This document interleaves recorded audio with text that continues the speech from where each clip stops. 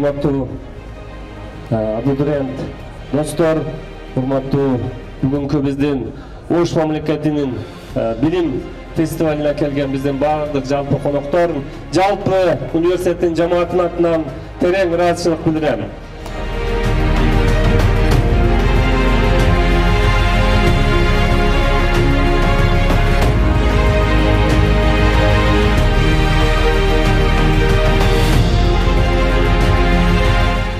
Өзүңөрдүн гана сүйгөн кесиңерди тандап